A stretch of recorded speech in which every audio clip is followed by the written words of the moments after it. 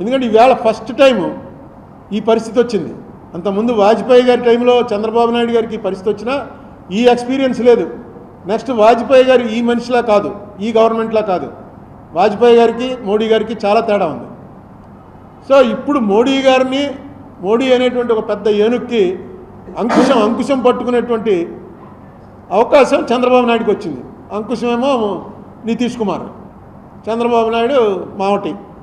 జాగ్రత్తగా దాన్ని వాడండి. నితీష్ కుమార్ కూడా ఏం మాట్లాడ్డు.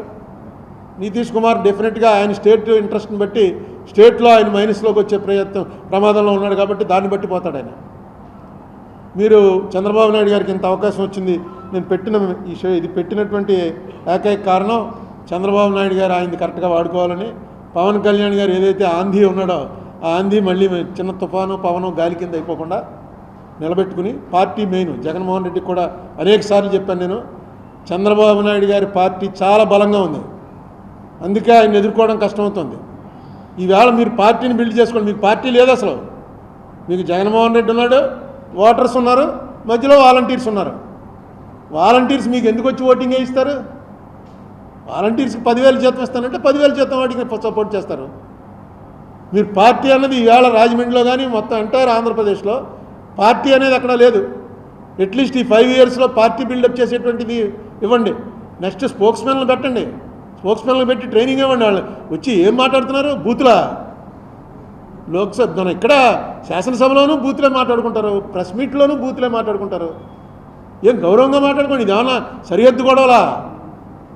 కొంచెం గౌరవంగా మాట్లాడటం, వాళ్ళు దానికి ట్రైనింగ్ ఇవ్వటం, అసలు ఎందుకు ఓడిపోయారన్న దాని మీద ఒక మీటింగ్ పెట్టుకోవటం, ఇవన్నీ చేయండి. ఇదేమి ఎండ్ కాదు. ఇది అయిపోయామని ఎవడన్నా అనుకుంటే, చంద్రబాబు నాయుడు గారి పార్టీ కూడా అయిపోయింది జగన్ పార్టీ అనుకుంటే వాళ్ళు పొరపడుతున్నారు, మేము అయిపోయామరా అని జగన్ పార్టీ అనుకుంటే వీళ్ళు పొరపడుతున్నారు.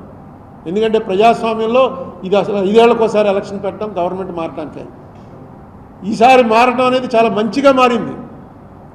ఎందుకు కారణం ఏంటంటే అక్కడ బీజేపీ అనేటువంటి కేంద్రం ఏదైతే మన సవత్తల్లి ప్రేమ చూపిస్తుందో కరెక్ట్గా కంట్రోల్ చేయడానికి డెఫినెట్గా జగన్ కన్నా చంద్రబాబు నాయుడు గారు బెటరు వచ్చాడు. ఆయన దీని మీద పెద్ద నిరుత్సాహపడిపోకలా.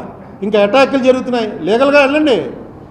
లీగల్గా ఎక్కడైతే కొడుతున్నారో అన్ని వీడియోలన్నీ టీవీలో చూపించడం కాదు, కోర్టులో పెట్టండి. కోర్టులు ఉన్నాయి, ఇంకా కోర్టులో న్యాయం జరుగుతుంది ఖచ్చితంగా. అప్పుడు ఆగుతాయి అక్కడ. ఈ వెళ్ళి వచ్చి రోడ్డు మీద కొడుతున్న వాళ్ళని చంద్రబాబు నాయుడు ఏం పంపడం, ఆ రోడ్డు మీద తన్నులు తింటున్న వాళ్ళందరినీ జగన్మోహన్ రెడ్డి పంపిన వాళ్ళు కాదు.